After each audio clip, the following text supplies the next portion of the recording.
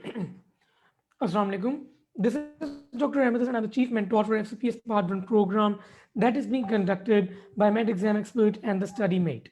अच्छा, जैसा कि आप जानते हैं कि आज का लाइव सेशन जो है वो स्पेसिफिकली अरेंज किया गया है for the September attempt candidates जिनका एग्जाम है FCPS Part 1 का 29 को इंशाल्लाह। ठीक है, तो अब बहुत ही थोड़े दिन रह गए हैं जिसके बाद आपका एग्जाम है और ये वो वाला टाइम है जिसमें आपको ये एग्जैक्ट चीज़ें पता होनी चाहिए कि आपने क्या क्या चीज़ें कवर करनी है, कहाँ कहाँ से कवर करनी है और किन चीज़ों पे ज़्यादा फोकस करना है और एग्ज़ाम डे में आपने किस तरीके से अपनी जो परफॉर्मेंस है उसको एनहांस करना है और अपनी एफर्ट्स को मैक्सिमाइज करके रिजल्ट लेके आना है। तो ये वाला सेशन सिर्फ और सिर्फ इसी बेस पे अरेंज किया गया है ताकि आपको इन चीज़ों के बारे में बताओ। तो मैं बारी-बारी आपको चीज़ों के बारे में बताता जाऊँगा, ठीक है? तो बाकी ये लाइव सेशन जैसे ही एंड होगा, उसके बाद आवाज़ आ रही है सबको?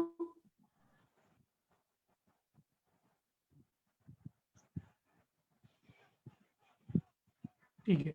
तो ये लाइव सेशन जैसे ही एंड होगा, तो इसकी वीडियो जो है वो पोस्ट हो जाएगी on the study mate page as well as the YouTube channel of med exam expert and the study mate, ठीक है? तो आप वहाँ पे भी एक्सेस कर सकते होंगे और ये वीडियो भी आपको अवेलेबल रहेगी। तो ये वीडियो आपने कम से कम अगर आपसे कोई पार्ट मिस हो जाता है, इसलिए मैं शुरू में बता रहा हूँ, तो आपने ये देख लेनी है। अच्छा, सबसे पहले तो जो इम्पोर्टेंट तरीन चीज़ है कि जब आप FCPS पार्ट 1 का एग्ज़ाम देने जाते हैं, तो आपको एक तो फॉर्मेट पता होना चाहिए। पेपर 1 होता है और पेपर 2 होता है, ठीक है? हर पेपर में 100 एमसीक्यूज़ ईच होते हैं, तो मतलब कि टोटल आपके हैं 200 एमसीक्यूज़ जो आपने अटेम्प्ट करने हैं, ठीक है? एक तो चीज़ ये हो गई। अब कोई सेट जो है वो टेबल ऑफ स्पेसिफिकेशंस नहीं है सीपीएसपी का कि पेपर 1 में एनाटॉमी से ज़्यादा पूछेंगे, फिजियोलॉजी से ज़्यादा पूछेंगे कि पेपर 2 में पैथोलॉजी से ज़्यादा पूछेंगे। ऐसा कुछ भी नहीं होता। क्वेश्चंस आते हैं मिक्स्ड। एक तो चीज़ हो गई ये। पेपर 1 स्पेशलिटीज़ का सिमिलर होता है, सेम नहीं होता। दूसरी चीज़ और एक और बहुत इंपॉर्टेंट चीज़ जो आपको पता होनी चाहिए पेपर 1 और पेपर 2 के बारे में कि कॉमन नोशन यही होती है कि पेपर 1 जो है, ठीक है, वो बेसिक से आना है और पेपर 2 जो है वो आएगा आपका पैथोलॉजी से और फार्माकोलॉजी वगैरह पूछ लेंगे, ठीक है? ऐसी कोई बात नहीं होती, ठीक है? एक तो ये चीज़ आप अपने ज़हन से निकाल दें। एक और चीज़ ये है कि अगर आप मेडिसिन, सर्जरी, रेडियोलॉजी में अपेयर हो रहे हैं, ठीक है? तो भी आपके जो पेपर 1 और पेपर 2 के अंदर जो एमसीक्यूज़ ओवरऑल आएँगे, ठीक है? वो ये एक पक्की बात नहीं है कि अगर आप सर्जरी या रेडियोलॉजी में जा रहे हैं, एनाटॉमी से ही ज़्यादा आएँगे, ठीक है? ये कोई एक हार्ड एंड फास्ट रूल नहीं है, ठीक है? तो हो सकता है कि आपको ऑर्गन सिस्टम से ज़्यादा आ रहे हों। इसीलिए जब हम लोग भी अपनी तैयारी करवा रहे होते हैं 3 मंथ्स के कोर्स में, हम लोग ऑर्गन सिस्टम से बहुत ज़्यादा जो है वो फ़ोकस करते हैं। क्योंकि ऑर्गन सिस्टम जो है उसमें आपके तकरीबन जो है वो 110 एमसीक्यूज़ हर स्पेशलिटी में आ सकते हैं, ओवरऑल 200 में से। पेपर 1 है, पेपर 2 है, हर में 100 एमसीक्यूज़ ईच हैं, हर पेपर के लिए 2 घंटे हैं। एक तो बात ये हो गई, ये हो गया आपका overall format of the examination. अब जो मोस्ट इंपॉर्टेंट एस्पेक्ट है ना कि आपने एमसीक्यू अटेम्प्ट किस तरीके से करना है, जिसमें बहुत से लोगों को मसला आता है और फेलियर का बेसिक रीज़न भी यही होता है कि लोगों को यही नहीं पता होता कि उन्होंने एमसीक्यू अटेम्प्ट करना किस तरीके से है, टेक्नीक क्या है। क्योंकि आप लोगों ने ऑब्वियसली मल्टीपल बुक्स पढ़ी होती हैं, ठीक है? और वो जो बुक्स होती हैं, ठीक है, वो मार्केट में ऑब्वियसली रेडिली अवेलेबल हैं, ठीक है? और डिफरेंट ऑथर्स की बुक्स हैं और वो सारी की सारी रिकॉल्स पे बेस्ड हैं।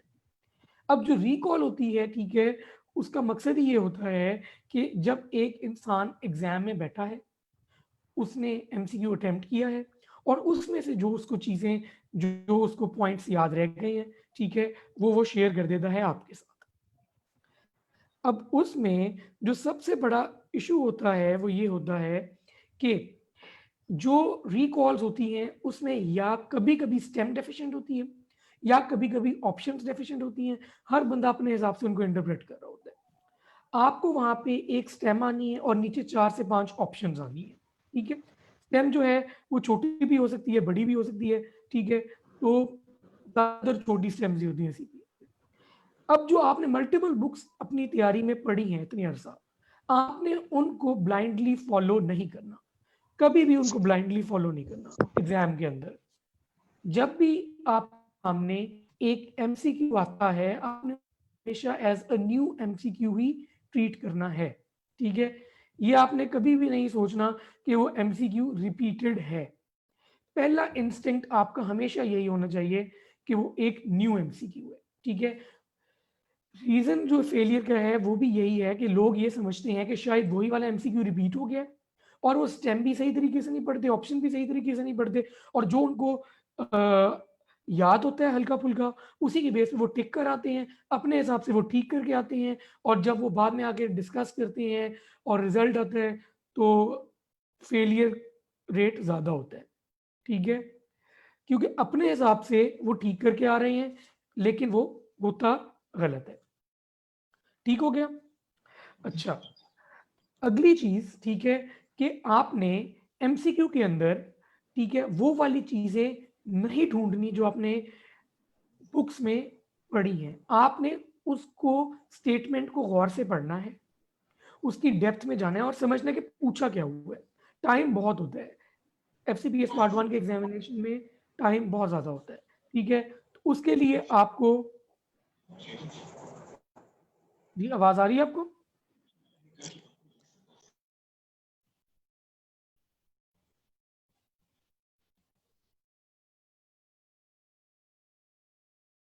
आवाज आ रही है तो यस लिख दें। मैं देख रहा हूँ एक आध कमेंट है कि कांट हियर यू। ठीक है, तो बेसिकली आपने हर एमसीक्यू को एज अ न्यू एमसीक्यू ही ट्रीट करना है।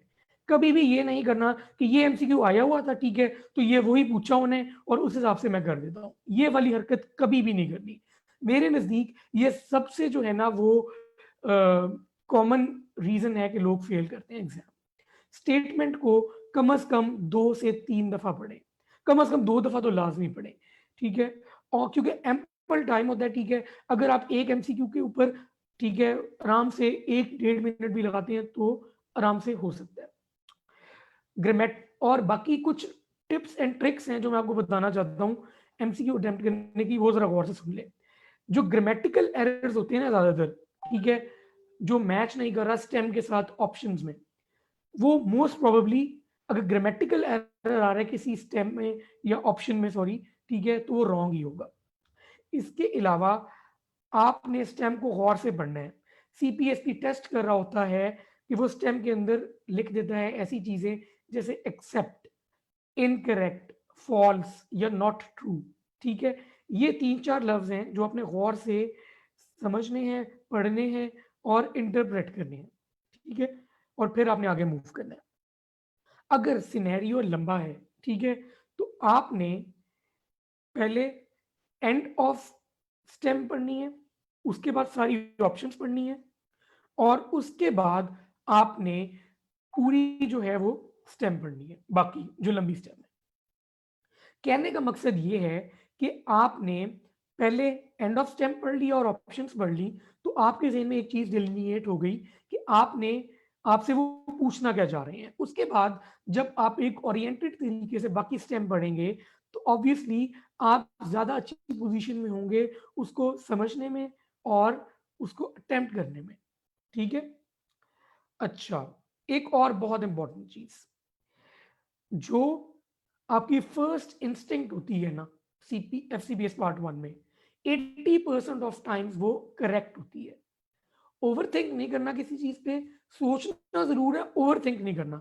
अगर आपकी फर्स्ट इंस्टिंक्ट कह रही है, फर्ज करें कि ऑप्शन बी है, ठीक है, तो बाकी ए सी और डी पढ़ जरूर लेनी है कि उससे ज्यादा अप्रोप्रिएट तो नहीं लग रही, लेकिन 80% ऑफ टाइम्स जो आपने ऑप्शन पहली बारी सोची है वो ठीक ही होगी, ठीक है। तो ओवरथिंक नहीं करना, अपनी गट फीलिंग को बहुत प्राइम रखना है आपने, ठीक है। अगर आपको लग रहा है कि एक ऑप्शन करेक्ट है, इवन फिर भी आपने ये जो है वो बिल्कुल भी नहीं करना कि आपने बस उसको टिक किया और आगे चले गए, ये हरकत नहीं करनी। आपने बाकी ऑप्शंस लाजमी पढ़नी है, क्योंकि आपने वहां पे मोस्ट अप्रोप्रिएट या बेस्ट ऑप्शन चूज करनी है, ठीक है, ना कि आपने, ठीक है, जो ऑप्शन ठीक है वो चूज करनी है। You need to choose the most appropriate option, not the correct one, ठीक है। करेक्ट हो सकता है 2 या 3 हो। इसीलिए जो FCPS met gold recalls book है, या फिर जिन्होंने हमारे साथ ज्वाइन किया हुआ था ग्रुप डिस्कशन वाला, ठीक है, या जिन्होंने सब्सक्राइब किया हुआ था हमारे साथ, हम लोग जो भी क्वेश्चन डिस्कस करते हैं उसमें अगर 1 या 2 ऑप्शंस करेक्ट होती हैं, 2 या 3, तो हम लोग उसमें प्रायोरिटी वाइज बताते हैं कि आपने किसको प्रेफर करना है किस चीज पे। तो वो चीज़ जहन में जरूर रखनी है, ठीक है। तो आपने, अगर आपको एक ठीक लग रही है ऑप्शन, फिर भी बाकी ऑप्शंस लाजमी पढ़नी है।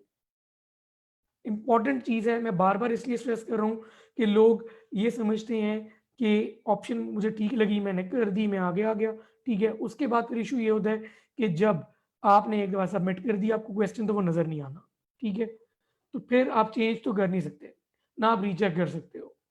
तो बाद में जब आपको आगे पता लगता है कि मैंने गलत किया है, तो ये इस तरह के ब्लंडर्स हैं जो कि आप अवॉइड कर सकते हो।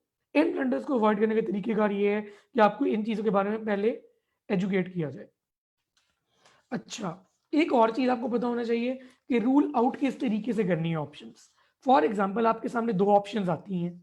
एक ऑप्शन है कि जी फलानी ड्रग जो है, ठीक है, वो यूरिन को एसिडिफाई कर रही है, और एक ऑप्शन आती है कि फलानी ड्रग जो है वो यूरिन की पीएच को लो कर रही है। तो ऑब्वियसली ये बिल्कुल एक ही चीज़ है, ठीक है। अब क्योंकि बिल्कुल एक ही चीज़ है, ठीक है, तो इसको रूल आउट इस तरीके से किया जाएगा कि जब है ही एक चीज़, तो ऑब्वियसली ये दोनों ऑप्शंस जो हैं वो गलत है। तो आप इन दोनों को साइड पे कर दो, ठीक है, और जो बाकी 2 ऑप्शंस हैं या 3 ऑप्शंस हैं उन पे आप कंसंट्रेट करो। इस तरीके से आपने रूल आउट करना है। एक और चीज़, सीपीएसपी क्या करता है?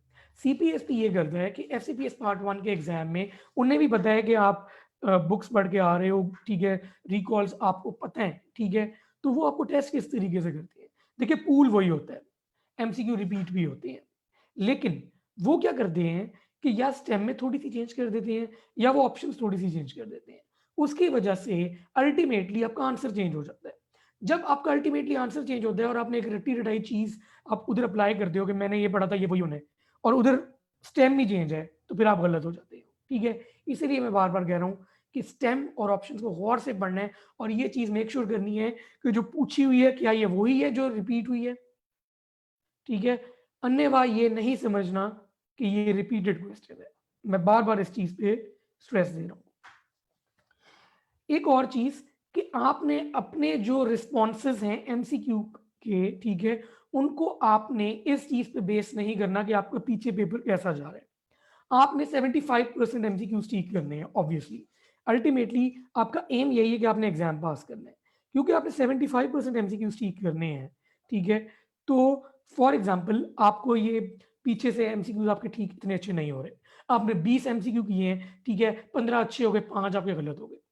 अब आप 21, आप आए हो 21वें एमसीक्यू पे, आप अगर उन 5 के बारे में सोचोगे आप 21वां गलत करोगे, पक्की बात है, क्योंकि आपकी कंसंट्रेशन उस पे होगी। जो गुजर गया है उसको जाने दें, आप ना उसको बदल सकते हैं ना आप उसको चेक कर सकते हो, ठीक है, उसके बारे में सोचे भी ना। अब आप जो नया एमसीक्यू आपके सामने है उस पर फोकस करें, क्योंकि अगर आपके पीछे 5 गलतियां हुई हैं तो आपके पास स्टिल रूम है 45 मिस्टेक्स का, आउट ऑफ टोटल जो बाकी आपके पास बच गए हैं 180 एमसीक्यूज, ठीक है। तो कहने का मकसद ये है, ठीक है, कि एक एक एमसीक्यू को उसका ड्यू टाइम और उसकी ड्यू इंपॉर्टेंस दें, ठीक है। ये वाली हरकत नहीं करनी कि अगर पीछे से आपको एमसीक्यूज मुश्किल लग रहे हैं तो आप इसी टेंशन में आके अपने अगले एमसीक्यूज भी गलत करें। आपका पेपर पीछे अच्छा हो रहा है, पीछे बुरा हो रहा है, वो साइड पे कर दें, जो चीज आगे चल रही है उस पर स्टिक करें, ठीक है। टाइम मैनेजमेंट कोई इशू भी नहीं होता एफसीपीएस पार्ट 1 में। मैं आपको अपना एक्सपीरियंस बताता हूँ, ठीक है, कि मैंने खुद मेरा अपना पेपर 1 जो है वो 1 घंटे 20 मिनट में खत्म हो गया था। पेपर 2 जो है वो 1.5 घंटे में खत्म हो गया था, और एक पेपर के लिए 2 घंटे का टाइम होता है, इतना टाइम बच जाता है। अगर आप एक स्लो तरीके से भी पढ़ रहे हो, ठीक है, आपने तरीके से पढ़ना है, एमसीक्यू तरीके से ही पढ़ना है, टाइम जितना मर्जी लगे। अगर आप स्लो तरीके से ही पढ़ रहे हो, मैं आपको गारंटीड बात कहता हूँ कि एफसीपीएस पार्ट 1 का एग्जाम एक फैक्चुअल एग्जाम है, फैक्ट्स पे डिपेंड कर रहा होता है, कॉन्सेप्ट्स भी हैं, रट्टा भी है, फैक्ट्स भी हैं, लॉजिक्स भी हैं। ये 4 चीज़ें जो हैं, अगर आपको एक चीज़ आती है तो वो आपको आती है, अगर नहीं आती तो नहीं आती। ये भी एक चीज़ फैक्ट ही है, ठीक है? तो अब आपके सामने एक एमसीक्यू आया, आपने उसको देखा, आपको वो आता था, आपने उसको ठीक किया, आप आगे चले गए। अल्टीमेटली ये होता है, ठीक है, कि आपके मोस्टली लोगों के 70 टू 75 एमसीक्यूज़ हो जाते हैं विदिन एन आवर और आवर एंड 15 मिनट्स, ठीक है?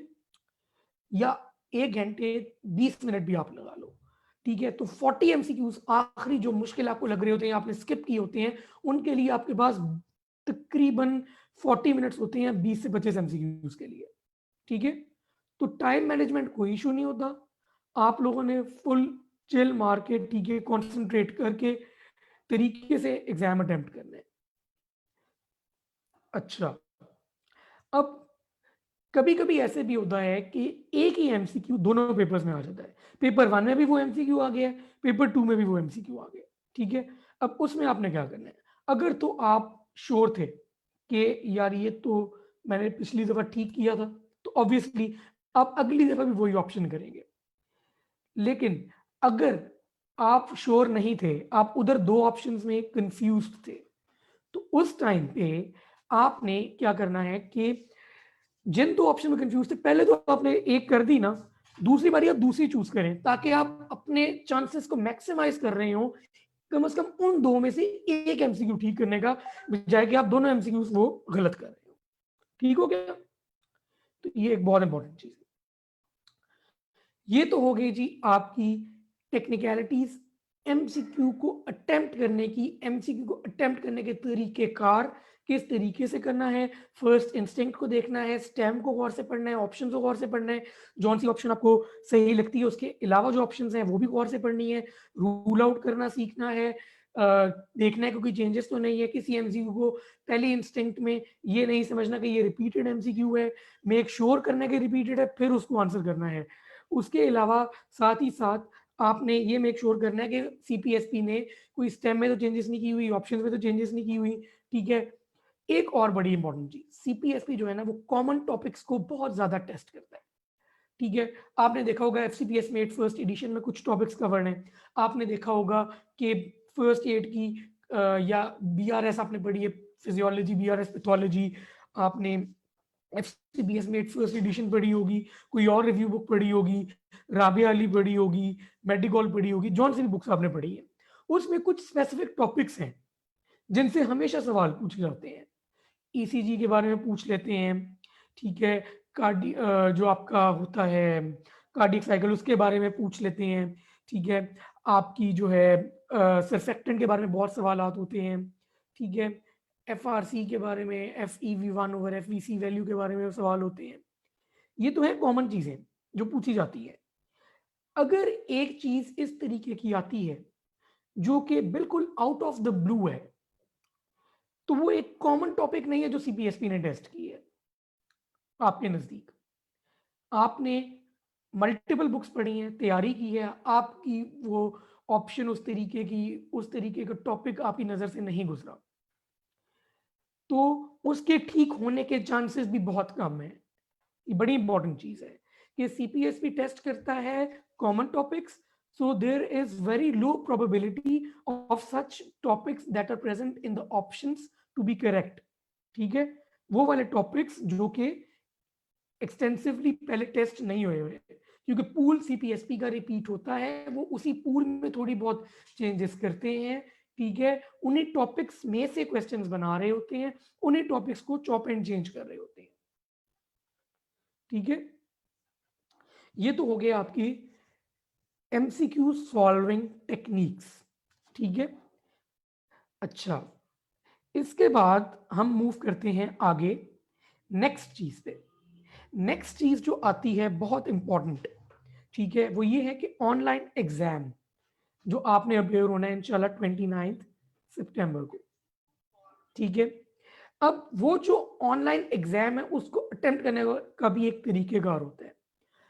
आप वहां पे जाएंगे, आप बैठेंगे, अपना एक नंबर आपको दिया होगा, वो आप इनपुट करेंगे, एंटर करेंगे, आपके सामने स्क्रीन खुल जाएगी, ठीक है? अब इंपॉर्टेंट तरीन चीज क्या है, जब आपके सामने एक एमसीक्यू आया है फर्स्ट राउंड में, तो आपके पास दो ऑप्शंस हैं, या आप उसको सिलेक्ट करके ऑप्शन सबमिट कर देंगे या आप उसको स्किप कर देंगे। अगर आपने वो ऑप्शन एक सिलेक्ट की और सबमिट क्लिक कर दिए, तो फिर उसके बाद वो क्वेश्चन आपके सामने नहीं अपीयर होगा। ना आप वो रीचेक कर सकते हो आफ्टर सबमिशन, ना वो आपके सामने अपीयर होगा, और वो सबमिट हो जाएगा इन द ऑनलाइन सर्वर। आप चेंज नहीं कर सकते रिस्पॉन्स, आप रिस्पॉन्स नहीं देख सकते अगर आपने एक दफा सबमिट कर दिया। इसीलिए मैं बार बार कह रहा हूं कि पहली बारी आपने गौर से देख के जो है ना वो सिलेक्ट करनी है ऑप्शन और सबमिट करना है। ठीक है। अच्छा, जो एमसीक्यू आपने फर्स्ट गो में स्किप कर दी है, फर्स्ट राउंड में आपने स्किप कर दिया है, तो वो सेकेंड राउंड में आएगा। ठीक है, वो सेकेंड राउंड में आएगा और अल्टीमेटली होगा ये कि पहले राउंड में फर्ज करें कि आपने 28 एमसीक्यू स्किप किए, ठीक है, 72 एमसीक्यू सबमिट कर दिए, 72 एमसीक्यू सबमिट कर दिए, सेकेंड राउंड में वो नहीं आएंगे। सेकेंड राउंड शुरू होगा उन 28 एमसीक्यूज में से जो कि आपने स्किप किए थे। अब जब सेकेंड राउंड शुरू हुआ, जो आपने स्किप किए हुए थे एमसीक्यूज, ठीक है, वो आपको अटेम्प्ट करने ही पड़ेंगे इस दफा। ठीक है, कहने का मकसद है फर्स्ट राउंड में आपके पास दो ऑप्शंस हैं, या आपने सबमिट करना है या आपने स्किप करना है। जो सबमिट कर देंगे वो दोबारा नहीं आएंगे, जो स्किप कर देंगे वो सेकंड राउंड में आएंगे और फिर एक दफा ही आएंगे। यानी कि a single MCQ can appear a maximum of 2 times if you skip it in the first round. ठीक है, ये बात क्लैरिटी से समझ लें। ठीक है, ये इंपॉर्टेंट है। अच्छा, एक और इंपॉर्टेंट चीज, ये कंप्यूटर रिलेटेड इश्यूज जो हैं वो किसी को भी आ सकते हैं। ठीक है, कंप्यूटर क्रैश हो सकता है, ठीक है, कंप्यूटर बंद हो सकता है, आपके सॉफ्टवेयर जो है वो एकदम जो है वो कोलैप्स कर सकता है। ठीक है, कंप्यूटर खुद ही रीस्टार्ट हो सकते हैं, ग्लिचेस हैं जो टेक्निकल सपोर्ट के साथ चलती रहती है, घबराने वाली कोई बात नहीं है। सीपीएसपी का आप जो एक ऑनलाइन एग्जाम दे रहे हो, ठीक है, वो साथ ही साथ ऑनलाइन सर्वर पे बैक एंड पे सेव हो रहा है। अब क्योंकि ये ऑनलाइन सर्वर पे बैक एंड पे सेव हो रहा है, तो खुदा ना खास्ता अगर आपको कोई टेक्निकल इशू या ग्लिच आती है, तो आपका एग्जाम वहां से शुरू होगा जहां से बंद हुआ था। तो घबराना तो पहले बिल्कुल भी नहीं है। ठीक है, लेकिन अगर आपका कंप्यूटर क्रैश कर गया है, तो आपने रैंडमली कोई बटन भी नहीं दबाना, ताकि आपकी कोई जिम्मेदारी ना हो। उसके बाद रैंडमली कोई बटन नहीं दबाना, कोई खुद से क्लिक नहीं कर देना। ठीक है, आपने अपना हैंड रेस करना, प्रॉक्टर को बुलाना है, फिर वो जो कहेगा उसकी इंस्ट्रक्शंस फॉलो करनी है। ठीक है, सीपीएसपी के प्रॉक्टर्स बहुत जो है ना वो कोऑपरेटिव होते हैं इस मामले में, वो उसी वक्त जो है वो रिजॉल्व करते हैं। उन्हें पता होता है कि काफ़ी लोग अप्रीहेंसिव हुए हैं और टेंशन में है एग्जाम देते वक्त। ठीक है, तो इसीलिए अगर कोई इस तरह का इशू आता है और इवन कोलैप्स भी कर जाते हैं कंप्यूटर, तो आपने घबराना नहीं है बिल्कुल भी। ठीक हो गया। अच्छा, इसके अलावा मुझे देखने दें और क्या चीज़ें आपको बतानी चाहिए। अच्छा, एक और चीज कि एग्जाम सेंटर में आपने लेके क्या क्या जाना है। ठीक है, एग्जाम सेंटर के अंदर एक मिनट। अच्छा, एग्जाम सेंटर के अंदर आपने एक तो अपना एडमिट कार्ड लेके जाना है, सेकेंडली आपने पैनाडोल की टैबलेट्स लेके जानी है, और अपना आइडेंटिटी कार्ड भी लेके जाना है। तीन चीजें हैं जो आपको असल में चाहिए, एडमिट कार्ड, आईडी कार्ड और पैनाडोल की टैबलेट्स।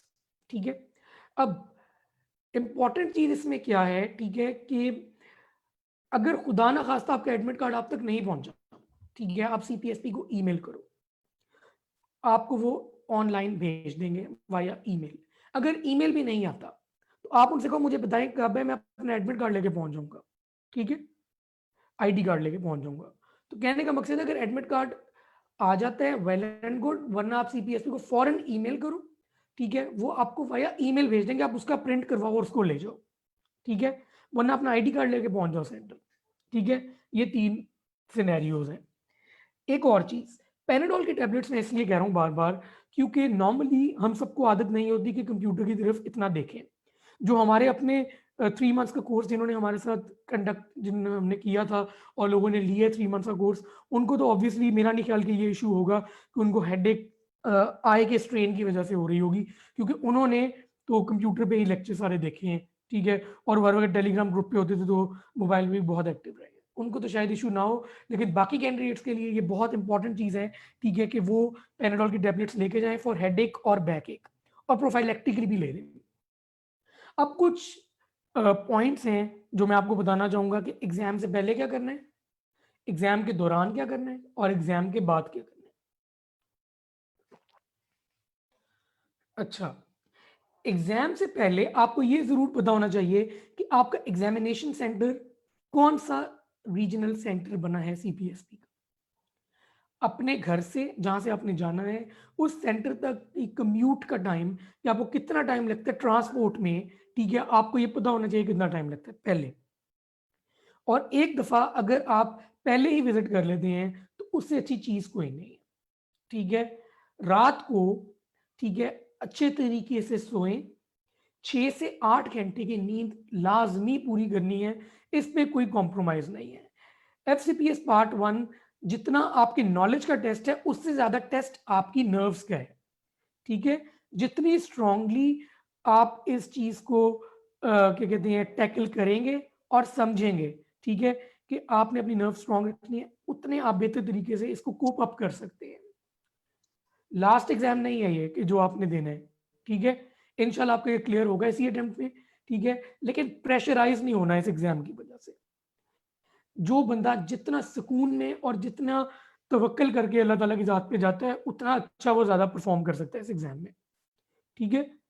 तो रात को अच्छे तरीके से 6 से 8 घंटे सोएँ, अच्छी नींद, ठीक है, बगैर किसी टेंशन के, बगैर किसी प्रेशर के। क्योंकि जब आपकी नींद पूरी होती है, तो आपकी जो लॉन्ग टर्म मेमोरी है, ठीक है, वो भी साथ-साथ जो है ना वो आपको आने लग जाती है। आपके कॉन्सेप्ट्स जो हैं, वो वापस आप रिविज़िट करने लग जाते हो एग्ज़ाम के दौरान। एग्ज़ाम के दौरान आपका बैकग्राउंड नॉलेज जो है वो एक्टिवेट हो जाता है। आपको ऐसी-ऐसी चीज़ें याद आ रही होती हैं, जो आपने सोचा भी नहीं होता कि आपको वैसे याद आएँगी।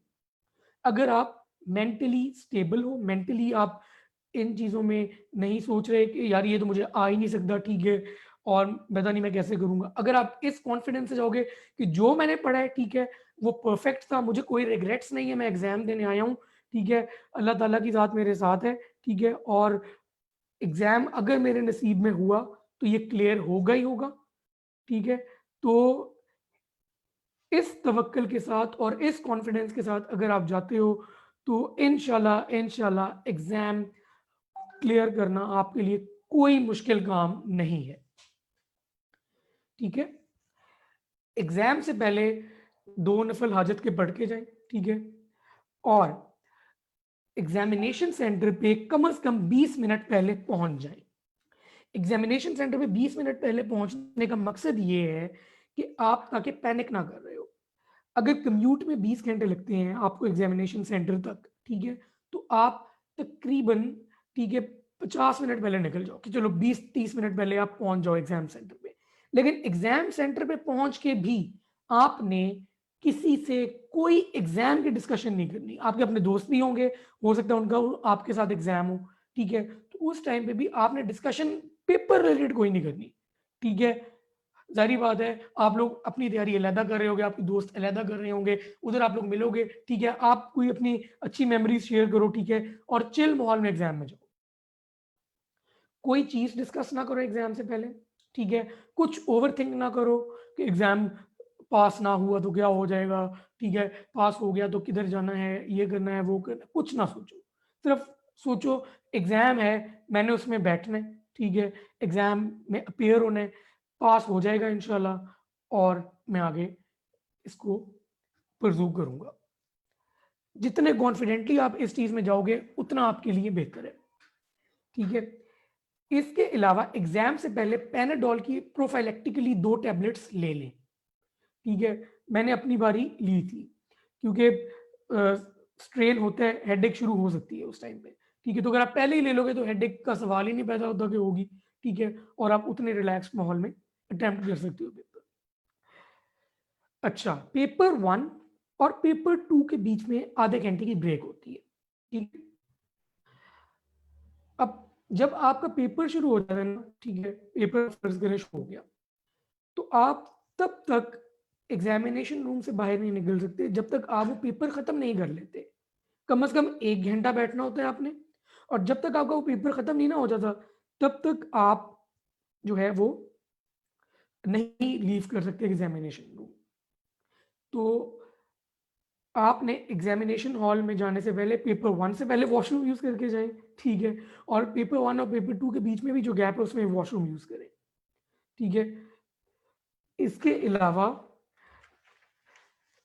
जो एग्जाम है, ठीक है, एग्जाम में मैंने आपको अभी बताया कि 2 पेपर्स होते हैं, पेपर 1 पेपर 2, हर में 100 एमसीक्यूज हैं, ठीक है, 2 घंटे का एक पेपर होता है, ठीक है। आप पेपर 1 का एग्जामिनेशन रूम तब तक नहीं छोड़ सकते जब तक आप 1 घंटा गुजर नहीं गया।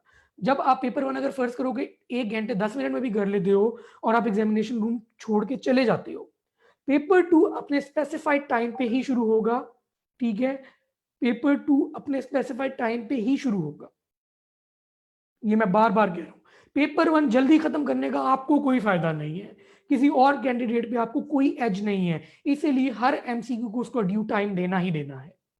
एक क्वेश्चन आया है कि ब्रो आई ड्रॉप्स लेके जा सकते हैं, आई ड्रॉप्स लेके जा सकते हैं, ठीक है, जो एक आर्टिफिशियल आई ड्रॉप्स होते हैं सिस्टेन, ठीक है, वो यूज कर सकते हैं अगर आपकी ड्राई आइज हैं, ठीक है।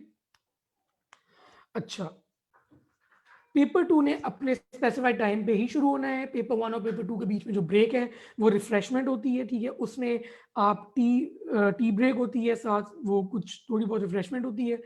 तो उस दौरान भी आपने कुछ डिस्कस नहीं करना किसी से, आप इंजॉय करो वो टाइम, आधा घंटा एक नए एक्सपीरियंस की तरह उसको देखो, ठीक है।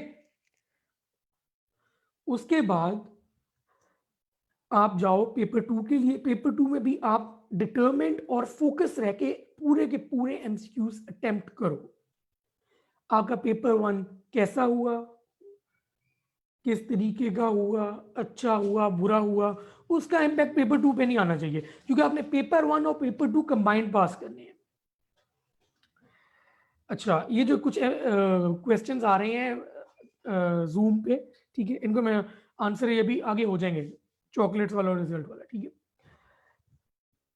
चॉकलेट्स वगैरह जो है आप लेके जा सकते हो, लेकिन आप एग्जामिनेशन हॉल के अंदर नहीं लेके जा सकते, बाहर आपकी गाड़ी खड़ी आप उसमें रख लो, जब आप बीच में निकलो आप गाड़ी तक जाओ, ठीक है, चॉकलेट वगैरह खाओ और आ जाओ, ठीक है। एग्जामिनेशन रूम में आप सिवाय अपने एडमिट कार्ड के कुछ भी नहीं लेके जा सकते, नॉट इवन योर पेन और पेपर, कुछ भी नहीं लेके जा सकते।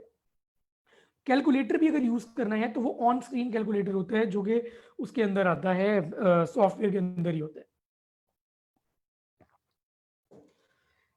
एग्जामिनेशन के बाद कुछ डिस्कस ना करें, सेंटर पे तो कुछ डिस्कस ना करें, सुकून करें, 1-2 घंटे चिल मारें, ठीक है, सब कुछ अल्लाह ताला की ज़ात पे छोड़ दें, ठीक है। आपने अपनी मेहनत कर ली, आपने अपना एफर्ट पुट इन कर लिया, आपकी 3 महीने की, 4 महीने की, 1.5 महीने की, 20 दिन की, जितनी भी आपने तैयारी की है, आपने वो पूरा एफर्ट, बस कोशिश ये करनी है कि वो ट्रांसलेट आपने कर दिया हो पेपर पे, उसके बाद आप सुकून करें, कुछ ना सोचिए उसके बारे में, अल्लाह ताला की ज़ात पे यकीन रखें, 2 नफल शुक्राने के पड़े, पेपर जैसा भी हुआ है, आपके हिसाब से अच्छा हुआ है, आपके हिसाब से बुरा हुआ है, पास तो अल्लाह ताला की ज़ात में करवाना है, ठीक है, और रिजल्ट का वेट करें। रिजल्ट जो है वो 5 से 7 दिन के अंदर आ जाता होता है नॉर्मली, ठीक है।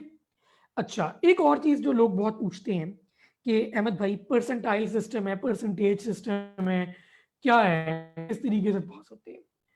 अब ये भी बहुत ही मिक्स्ड रिव्यूज है, सीपीएसपी से आप डायरेक्ट पूछोगे वो कहेंगे कि जी परसेंटेज सिस्टम है, आपने 75% एमसीक्यूज ठीक करने हैं, मतलब कि 200 में से 150 एमसीक्यू ठीक करने हैं। अगर आप वैसे पूछोगे किसी अपने लिंक के थ्रू सीपीएसपी, वो कहेंगे जी परसेंटाइल सिस्टम है, हम लोग ऊपर वाले कुछ हमने लोग जो पास करने होते हैं, हमें पता है इतने नंबर तक हमने पास करने हैं, ठीक है, हम वो नंबर अलग कर लेते हैं और बाकी सारे फेल कंसिडर होते हैं, ठीक है। 2 तरीके समझते हैं, आपने इन चीजों के बारे में सोचना ही नहीं, पास फेल अल्लाह ताला की जात के हाथ में है, आप अपना एफर्ट दे के आओ, ठीक है, सीपीएस की परसेंटेज लगाए, सीपीएस की परसेंटाइल लगाए, जो मर्जी करे, ठीक है, आप एग्जाम दो, अच्छे तरीके से दो, इंशाल्लाह पास होगा। ठीक है, मैं आपको अपनी स्टोरी बताता हूँ। ठीक है, कि मैंने खुद यूएसएमएल की तैयारी कर रहा था, स्टेप 1 और सीएस मेरा क्लियर है। ठीक है, लेकिन उसके बाद इशू ये हुआ कि जब मैंने एफसीपीएस की तरफ आया तो मैंने 20 से 25 दिन तैयारी की, क्योंकि मेरी थ्योरी हुई भी थी। तो मैंने बीसीक्यू बुक्स और एफसीपीएस मेट जो फर्स्ट एडिशन है वो मेरे अपने नोट्स थे। ठीक है, तो मैंने उन पे फोकस किया हुआ था। तो जब मैंने उन पे फोकस किया तो अल्टीमेटली एंड पे मेरा यही सीन था कि मैं यही चाह रहा था कि मैं विड्रॉ करवा लेता हूँ, ये कौन सा पास होना है मुझसे। एंड तक मेरे यही हालात थे।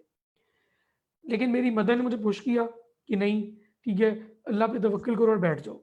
जब मैं एग्जाम में बैठा हूँ, ठीक है, अल्लाह का शुक्र है कि 80 एमसीक्यू से करीब फर्स्ट पेपर में और तकरीबन 75 एमसीक्यू से करीब सेकंड पेपर में मेरी फर्स्ट राउंड में हुए थे। ठीक है, और अल्टीमेटली अल्हम्दुलिल्लाह एग्जाम भी क्लियर हो गया। तो कहने का मकसद है कि अपना तवक्कल स्ट्रॉन्ग करके जाएं, कॉन्फिडेंटली जाएं, कोई रिग्रेट्स नहीं होनी चाहिए आपको। ठीक है, तो ये चीज़ें आपको बहुत अच्छे तरीके से ज़हन नशीं होनी चाहिए कि पास और फेल अल्लाह ताला की ज़ात के हाथ में है, आप अपना एफर्ट दो सिर्फ। ठीक है, अच्छा जी, इसके अलावा और कोई चीज़ मुझे देखने में, कोई और चीज़ अगर आपको बतानी चाहिए।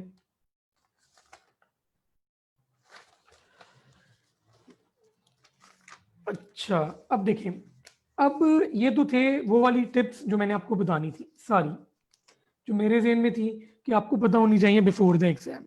अगर अब आपकी कोई क्वेरीज हैं, ठीक है, तो वो आप पूछ सकते हैं। लेकिन उससे पहले मैं आपसे कुछ शेयर करता जाऊं। कुछ लोगों ने पूछा हुआ है कि what should we study in the last days of the exam. वो एक 105 टॉपिक्स की फाइल है, मैं उसके बारे में और आपको ब्रीफ करता हूँ ठहर के। ठीक है, लेकिन उससे पहले मैं आपको बताता चलूँ कि सितंबर अटेम्प्ट में माशाल्लाह हमारे काफी कैंडिडेट्स अपीयर हो रहे हैं जिन्होंने हमारे साथ 3 मंथ्स तैयारी की है। अब फेब्रुअरी अटेम्प्ट के लिए भी कोर्स एक लॉन्च हो रहा है 3 मंथ्स का, जिसमें आपको 24/7 जो है वीडियो एक्सेस दिया जाता है। ठीक है, सारे टॉपिक्स आपको पढ़ाए जाते हैं। ठीक है, डिस्कशंस होती हैं टेलीग्राम ग्रुप पे एमसीक्यूज की, आपको थ्योरी पढ़ाई जाती है, एमसीक्यूज सिखाए जाते हैं किस तरीके से अटेम्प्ट करने हैं, किस तरीके से अप्रोच करना है। एंड पे गोल्डन फाइल्स करवाई जाती हैं, बुक्स बताई जाती हैं कौन सी फॉलो करनी है, इरेटास प्रोवाइड किए जाते हैं, और इन लाइन प्रॉपर तरीके से डिटेल्ड डिस्कशंस होती हैं। ठीक है, तो अगर आप हमारा ग्रुप ज्वाइन करना चाहते हैं फॉर फेब्रुअरी अटेम्प्ट, ठीक है, तो उसके लिए भी मैं आपके साथ लिंक शेयर कर देता हूं। ठीक है, कि एक मिनट, जूम सेशन पे। ठीक है, तो उस पे आप इजीली जो है वो हमें ज्वाइन कर सकते हैं। ये है जी हमारे फेब्रुअरी अटेम्प्ट की डिटेल्स। मैंने जूम जो हमारा है सेशन जूम वाला, उसके ऊपर जो चैट बॉक्स है उस पे मैंने ये शेयर कर दी हैं डिटेल्स। ठीक है, इसमें ये जो शुरू में एक फॉर्म का है ना लिंक, उस पर आप क्लिक करके इस पे कर सकते हैं सब्सक्राइब। अच्छा, अब ठीक है, इतने क्वेश्चन जो लिखे हुए हैं वो तो मुझे पढ़ने मुश्किल होंगे। आप लोग हैंड रेज करें, मैं आपको अनम्यूट करता हूं और आप क्वेश्चन पूछ लें मुझसे। उसके बाद फिर जो लिखे हुए क्वेश्चन हैं पहले जूम वाले आंसर करूंगा, उसके बाद जो स्टडी मेट के पेज पे लिखे हुए क्वेश्चन हैं उनको मैं आंसर करता हूँ।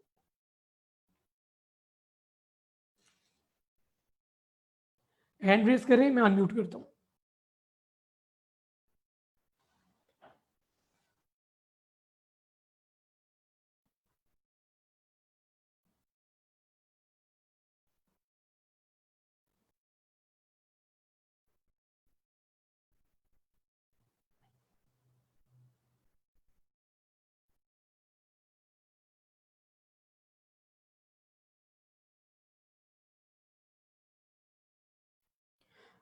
अच्छा, उससे पहले आप थोड़ा सा मुझे ये बता दें कि आपको ये सेशन कितना इंफॉर्मेटिव लगा है। ठीक है, कितना आपको इस सेशन का अभी तक फायदा हुआ है।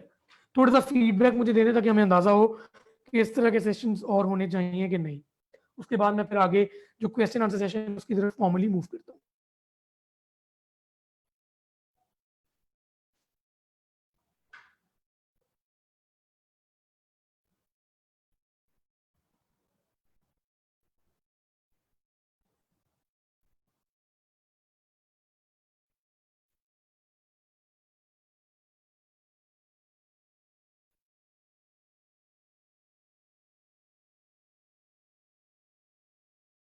जी अपना फीडबैक काइंडली दे दें।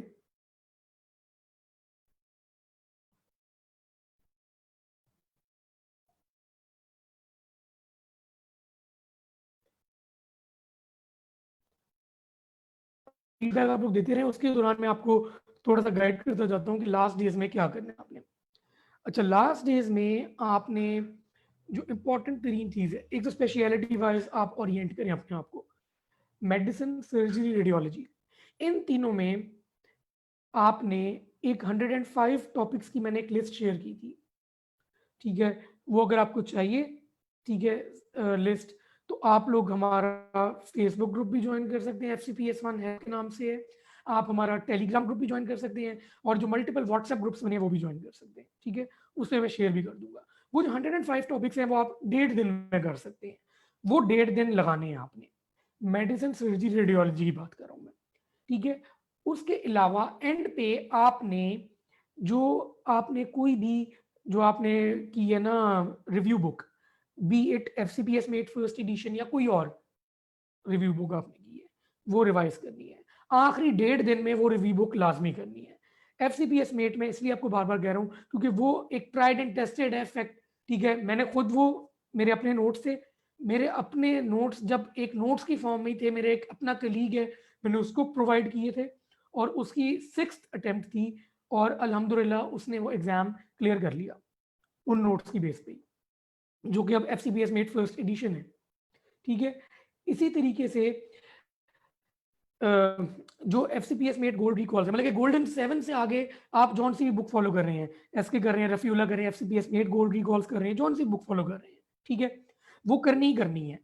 साथ एक रिव्यू बुक क्लास में करनी है। FCPS मेट फर्स्ट एडिशन कर रहे हो, एसके केम कर रहे हो, या फिर आप कर रहे हो जो तनवीर नोट्स है, ठीक है, या रफीउल्लाह के 400 पॉइंट्स कर रहे हो, ठीक है।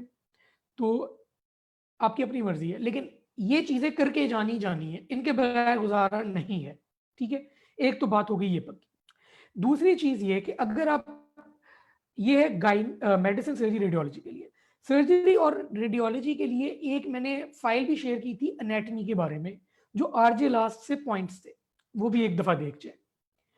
और राबिया अली में जो MCQs आपके गलत हुए थे, जो आपने मार्क किए हुए हैं, वो लाजमी पढ़ के जाने हैं एंड पे, ठीक है, ताकि अगर उधर आते हैं तो वो सारी चीजें आपकी शॉर्ट टर्म में आई हों, ठीक है। ये हो गया मेडिसिन, सर्जरी, रेडियोलॉजी के बारे में। अब चलते गायनी के बारे में।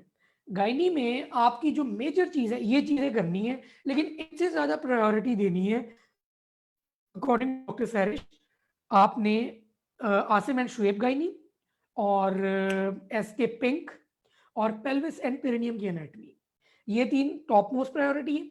उसके बाद आएगा आपका एंडो, रिप्रो, ठीक है, ये 2 चीजें, और उसके बाद ये 105 टॉपिक्स। लेकिन इन स्पेशल गायनी के लिए भी आपकी रिव्यू बुक बहुत इंपॉर्टेंट है। रिव्यू बुक मस्ट है, उसके बगैर गुजारा नहीं है आपका। जो आपने पढ़ी हुई है वो दोबारा पढ़ के जानी है। आखिरी 2 दिन में वो रिव्यू बुक एक दफा तूफानी तरीके से गुजारनी है, ताकि अगर कोई चीज आती है उसमें से तो वो आपकी शॉर्ट टर्म में हुई हो, और आप वो उस टाइम कैसे आपको क्लिक करें, ठीक हो गया।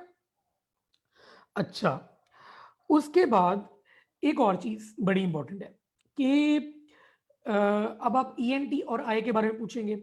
आई में डॉक्टर अली और डॉक्टर फरियाल के नोट्स आ जाते हैं एक्स्ट्रा, और साथ ही साथ जो है ना वो उसामा नोट्स आ जाते हैं आई के लिए, वो आपने पढ़ने हैं, ठीक है। साथ ये 105 टॉपिक्स पढ़ने ही पढ़ने हैं। रिव्यू बुक आपने पढ़नी है। राबिया अली के जो गलत MCQ हुए हैं आपके अपने, वो पढ़ने ही पढ़ने हैं। जो चीज़ें आपने मार्क की हैं वो पढ़नी ही पढ़नी है, ठीक है। एंड ENT में उसामा नोट्स और उसकी जगह डॉक्टर अली और डॉक्टर फरियाल के नोट्स की जगह ENT ऑल इन वन आ जाएगी, ढिंगरा के MCQs आ जाएंगे, वो वाली चीज़ें जो आपकी गलत हुई है, ठीक है। ENT और आई में आपने ज़्यादा फोकस करना है हेड एंड नेक एनाटॉमी पे भी, ठीक है। ये चीज़ें हैं जो आपको पता होनी चाहिए। डेंटिस्ट्री के बारे में डॉक्टर तैमूर जाहिद ने बताया था कि काफ़ी चीज़ें थी जो आपको आपकी मैच कर रही हैं हमारे साथ ही MBBS के साथ, ठीक है। तो वो तो आपने करनी है।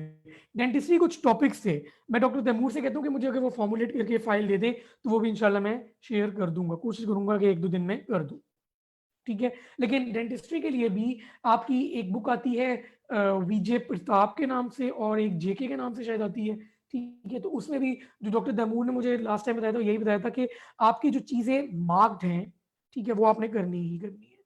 जो आपकी गलत हुई है चीज़ें वो आपने करनी ही करनी है, ठीक है। उस पर कोई कॉम्प्रोमाइज़ नहीं है, ठीक है। अच्छा, यहाँ पे मुझे कह रहे हैं कि 105 टॉपिक्स वाली फाइल शेयर कर दे और आरजे लास्ट के पॉइंट्स ये आपको मिलेंगे हमारे FCPS 1 हेल्प वाले ग्रुप पे, आपको मिलेंगे हमारे टेलीग्राम ग्रुप पे और व्हाट्सएप ग्रुप्स जो बने हुए ना FCPS मेट गोल्ड रिकॉल्स 1 2 3 4 इस तरह के 4 ग्रुप्स बनाए हुए हैं हमने, ठीक है। वो आगे बढ़ाई जाएंगे जितने लोग बढ़ी जाते हैं ग्रुप्स में उस हिसाब से, ठीक है। तो उसमें आप ज्वाइन कर सकते हो, तो उसमें आपको फिर से भेज देंगे, ठीक है। इस पे तो मैंने भेजा, अगर जूम पे तो फिर फायदा नहीं होगा, खत्म हो जाता ना सेशन तो।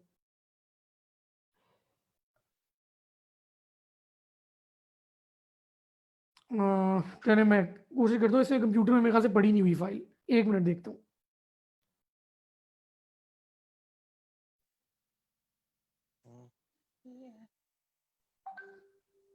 नहीं सॉरी मिशकात, फाइल नहीं पड़ी हुई कंप्यूटर में, ठीक है ना। मैं कर देता अभी शेयर इसमें ना। एनेस्थीसिया के लिए अलिशबा जो है ना, राली नोट्स एक होते हैं जो आपने करने हैं एक्स्ट्रा, ठीक है। बाकी आपकी तैयारी बिल्कुल वही है, आपकी ENT हो जाए, आई हो जाए, एनेस्थीसिया हो जाए, इसमें भी आपके 140 MCQs तो पक्के वही हैं जो आपकी मेडिसिन सर्जरी रेडियोलॉजी में आने हैं, उसी तरीके के आएंगे, ठीक है। अब मैं चाहूंगा कि अगर कोई क्वेश्चंस हैं तो आप लोग हैंड रेज करें। जो मेरे जहन में एम्बिग्विटी थी जो आपको पता होनी चाहिए वो मैंने सारी आपसे शेयर कर दी।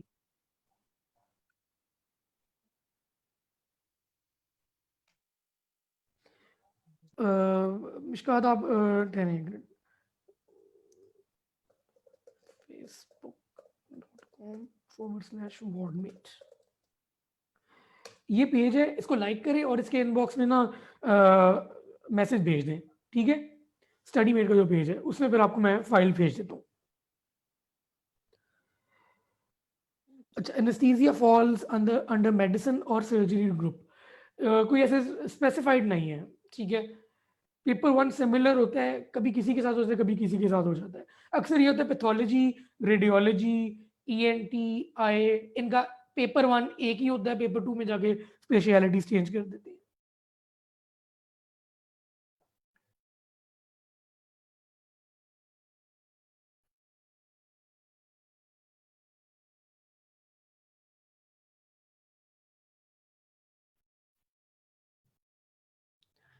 अच्छा, अब अगर आपकी क्वेरीज हैं, ठीक है, तो आप पूछ सकते हैं, मैं आपको अनम्यूट कर सकता हूँ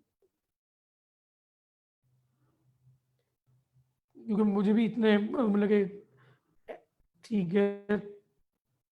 तूबा आप अनम्यूट कर सकती हैं अपने आप को, मैंने यहाँ से कर दिया आपको अनम्यूट।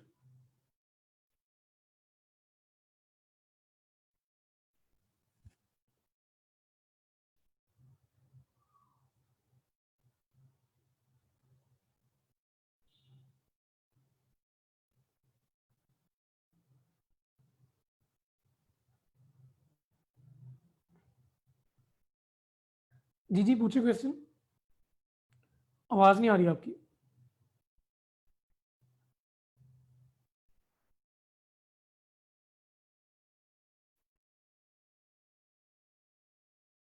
अनम्यूट मैं कर चुका हूँ आपको,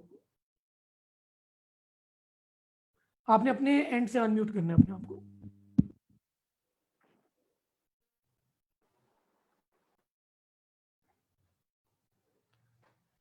अच्छा, उतनी देर क्वेश्चन आया कि do we have to secure 75% in both paper separately. नहीं, आपने टोटल 150 MCQs ठीक करने हैं, वो दोनों को मिला के आपने ठीक करने हैं, दोनों पेपर्स को। How to save time in exam, दिशान मैंने ना शुरू में ये सेशन पता नहीं आपने मुझे कब से ज्वाइन किया है, शुरू में ना मैंने टेक्निकलिटीज जो है ना MCQ अटेम्प्ट करने की टेक्निक्स बताई हैं, ठीक है। वो एक दफ़ा आपने फिर सुनना है, ये वीडियो पोस्ट हो जाएगी यहाँ पे।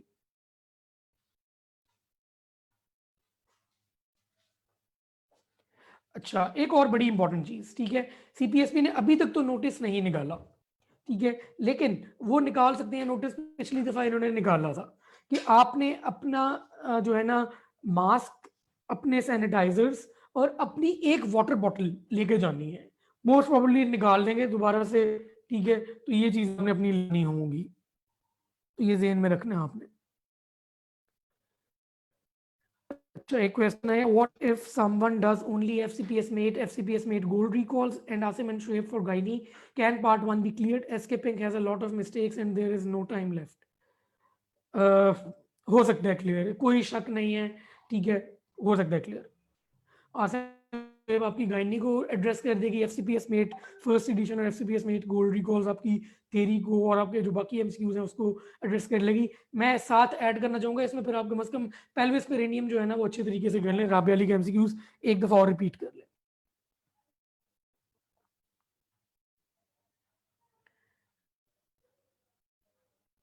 जी जिशान, आप जो है ना वो फिर कर सकते हो, दोबारा से ना देख सकते हो ये।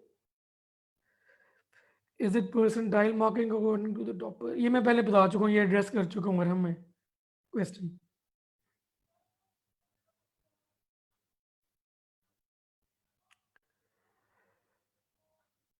अच्छा, एक क्वेश्चन है कि सर क्या वाकई ऐसा ही है, इवनिंग शिफ्ट्स में रिपीट्स कम होते हैं और कंपैरेटिवली टफ होता है? ऐसी कोई बात नहीं है, ऐसी कोई बात नहीं है कि अपनी किस्मत होती है। अब मेरा नाइट वाला पेपर था, निहायत मुश्किल आया था, ठीक है, वो इवनिंग का तो नहीं था ना, नाइट शिफ्ट थी, ठीक है, तो ऐसे कोई पक्की बात नहीं होती, ठीक है, आपकी अपनी किस्मत होती है। तो बेसिकली अल्लाह ताला की मर्जी होती है कि आपने एग्जाम क्लियर करना है कि नहीं करना। रेडियोलॉजी के लिए आपने, मैंने आपको पहले बताया कि 105 टॉपिक्स वगैरह जो है ना वो।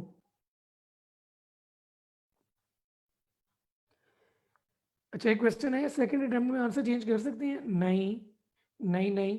आप पहले आपने एक सिलेक्ट किया, ठीक है, जब तक आप सबमिट नहीं करते तब तक आप चेंज कर सकते हो, लेकिन आपने जब सबमिट कर आप नहीं चेंज कर सकते।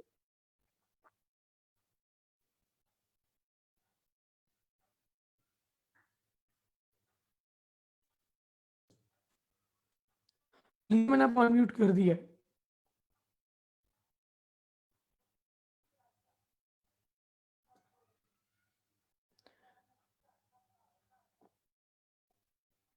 आपको भी अनम्यूट कर दिया साइमा।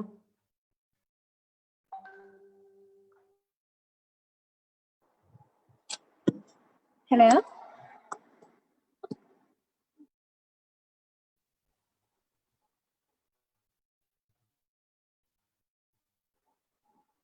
हेलो, आ रही है आवाज आपकी? आवाज आ रही है? जी जी। अस्सलाम वालेकुम सर, मुझे ये पूछना था कि CPSP को मेल हम लोग कब करेंगे, जब तक एडमिट कार्ड, जब तक हम लोग को इतना वेट करें एडमिट कार्ड के लिए। और दूसरा क्वेश्चन ये था, अक्सर लोग ये कहते हैं कि अगर आप फर्स्ट अटेम्प्ट में आपका क्लियर नहीं हो तो आगे करना और मुश्किल हो जाता है, इस बारे में आप क्या बोलेंगे? ठीक है, नहीं ऐसी कोई बात नहीं है कि अगर आपका फर्स्ट अटेम्प्ट में क्लियर नहीं होता तो आगे और मुश्किल हो जाता है। मार्किंग क्राइटेरिया एक ही होता है जहाँ तक मुझे पता है, ठीक है, ऐसी कोई बात नहीं होती। आपने एग्जाम में अपेयर होना है, आप वैसे ही ट्रीट किया जाएगा। खुदा ना खास्ता अगर आपका फेल हो जाता है, आपकी सेकंड या थर्ड अटेम्प्ट है, तो उसमें कोई भी ऐसी बात नहीं है कि आपको उन लोगों से कम एडवांटेज होगा जो कि फर्स्ट टाइम अपेयर हो रहे हैं एग्जाम में, मार्किंग वाइज, ठीक है। एक चीज़ ये हो गई। दूसरी चीज़ ये जो आपने एडमिट कार्ड का पूछा है, मैं ये सजेस्ट करूंगा, ठीक है, कि जब रह जाए ना 5 दिन, ठीक है, अब 29th को है ना, तो 24th को अगर आपके पास एडमिट कार्ड नहीं है, आप लोग ईमेल कर दो, ताकि कम से कम आपको ईमेल में एडमिट कार्ड मिल जाए।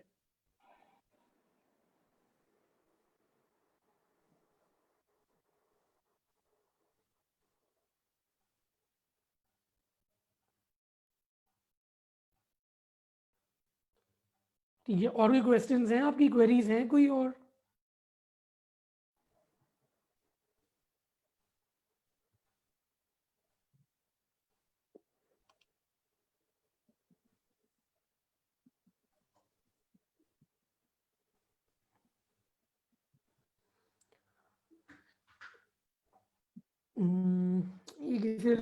For I please briefly guide as I have attended session from August and session is not complete. Sorry, मुझे समझ नहीं लगी आपके क्वेश्चन की जरदाश।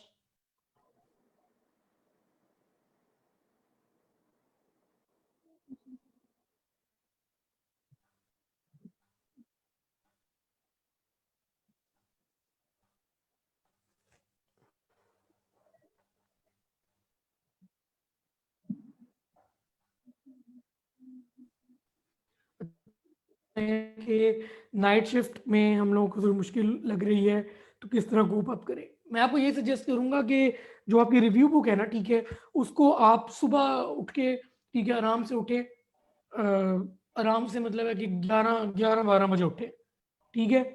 नाइट शिफ्ट होती है मेरे ख्याल से 6 बजे शुरू होती है शायद, जब मुझे अभी याद है, जहाँ तक 5 बजे थी, 5 से 9 थी, जहाँ तक मुझे याद है, 5 से 9:30, ठीक है। तो 12 बजे उठें, अच्छा सा क्या कहते हैं खाना खाएं, ठीक है। उसके बाद 1-2 घंटे थोड़ा बहुत बुक्स देख लें जो आपकी रिव्यू बुक्स हैं, ठीक है। उसके बाद फिर आराम से हल्का फुल्का क्या कहते हैं खाना वगैरह खाएं और एग्ज़ाम के लिए चले जाएं। जो आपके वो जो 2 घंटे की पढ़ाई होगी ना, वो बहुत क्रूशियल होगी, क्योंकि उनमें से जो चीज़ आई वो तो आप कभी गलत करके ही नहीं ना आ सकते इंशाल्लाह।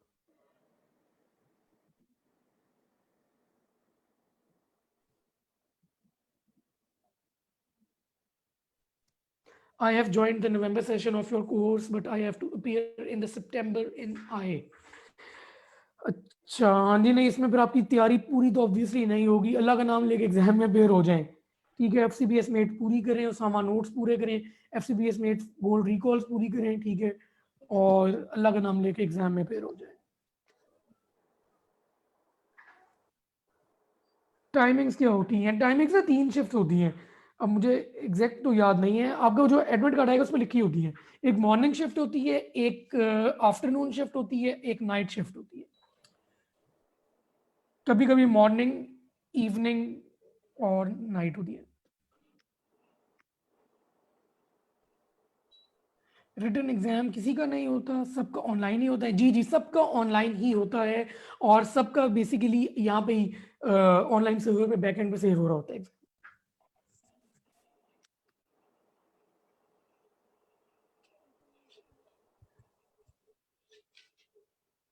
कोई और क्वेरीज हैं आपकी, या फिर सेशन पे एंड करें? अपना फीडबैक काइंडली एक दफ़ा दोबारा अगर आप लिख दें। मैं दोबारा से बताना चाहूँगा कि फेब्रवरी कोर्स जो हमारा है 3 मंथ्स का, ठीक है, उसमें हम लोग एक एक चीज़ करवाते हैं, ठीक है। जो हमारे ऑलरेडी स्टूडेंट्स हैं, माशाल्लाह 100 स्टूडेंट्स वर्कशॉप के थे, 270 स्टूडेंट्स के करीब हमारे सितंबर अटेम्प्ट किए हैं, जिनके ख़त्म हो गया सेशन। 170 से ऊपर हमारे नवंबर अटेम्प्ट के हैं जो पढ़ रहे हैं हमारे साथ। तो हमारा एक्सपीरियंस ही माशाल्लाह तकरीबन 500 स्टूडेंट्स क्रॉस कर चुका है जिनको हम लोग पढ़ा रहे हैं, ठीक है। तो आप लोग ट्रस्ट कर सकते हैं हम पे, और हम भी आपको इंशाल्लाह डिसअपॉइंट नहीं करेंगे। 20 अक्टूबर से जो है वो बैच शुरू हो रहा है फेब्रवरी अटेम्प्ट का। उसकी जो रजिस्ट्रेशन डिटेल्स हैं, they have been uploaded on the page several times, ठीक है। स्टडी मेट के पेज पे भी और डिफरेंट व्हाट्सएप ग्रुप्स पे भी शेयर की गई है, और जो हमारा टेलीग्राम ग्रुप है उस पर भी मल्टीपल टाइम्स शेयर की गई है। तो आप उसमें फॉर्म खोल के उसको फिल कर सकते हैं। कोई नहीं है क्वेरीज तो आप बताएं, तो मैं फिर एंड करता हूँ सेशन।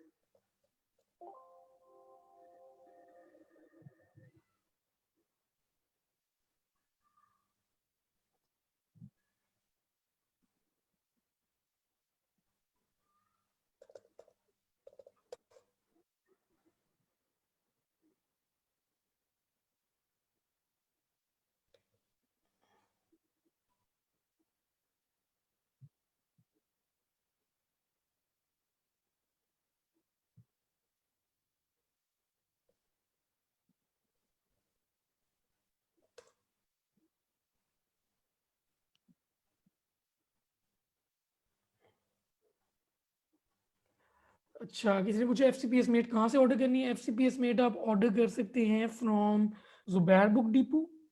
चलो मैं देखता हूँ यहाँ पे अगर मेरे पास उनका नंबर भी है।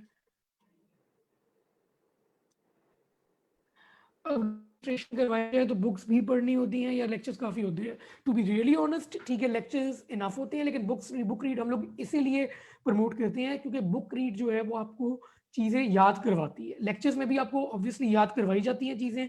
हम ये रिकमेंड करते हैं कि आप उनके नोट्स भी बनाएं, ठीक है। लेकिन साथ ही साथ बुक रीड इसलिए हम लोग सजेस्ट और रिकमेंड करते हैं ताकि आपको पता हो कि आपने जब गोल्डन फाइल्स करनी है, जब आपने एमसीक्यूज करने हैं, तो आपने रिविजिट किस चीज़ को करना है, बुक रीड करनी होती है। लेकिन बुक रीड आपके लिए बहुत आसान हो जाती है, ठीक है। ज़्यादातर वही चीज़ें जो रिपीट होती है उनके लेक्चर्स बना दिए गए हैं।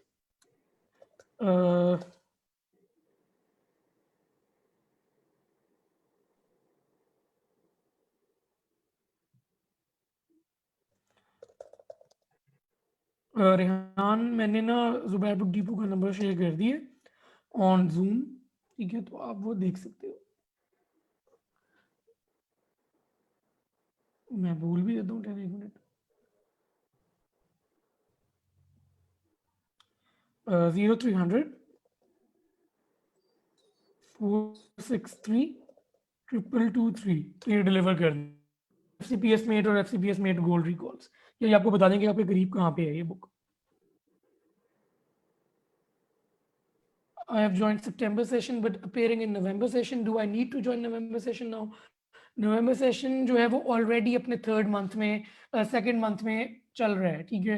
तो अगर आपको लगता है कि आपको मजीद कोचिंग की ज़रूरत है, you are more than welcome to join, ठीक है। लेकिन अगर एक बरादराना मशवरा आप मुझसे पूछे, ठीक है, तो मैं सजेस्ट नहीं करूँगा, क्योंकि आपको हम लोग एक दफ़ा वो चीज़ से गुजार चुके हैं, ठीक है। अब मैं ये सजेस्ट करूँगा आप अपनी रिविजन पे फोकस करें। अगर आपने करना है तो you are more than welcome to join.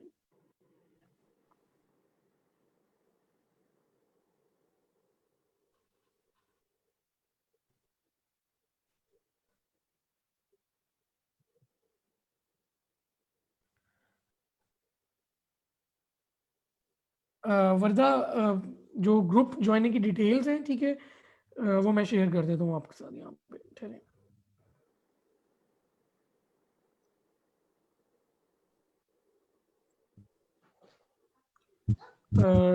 जो फेब्रवरी अटेम्प्ट के लिए ज्वाइनिंग डिटेल्स हैं वो मैंने शेयर कर दी है फेसबुक पे भी, जो ये वीडियो आ रही है इसके नीचे, और साथ ही साथ मैंने उस पर भी शेयर कर दी है जूम पे भी।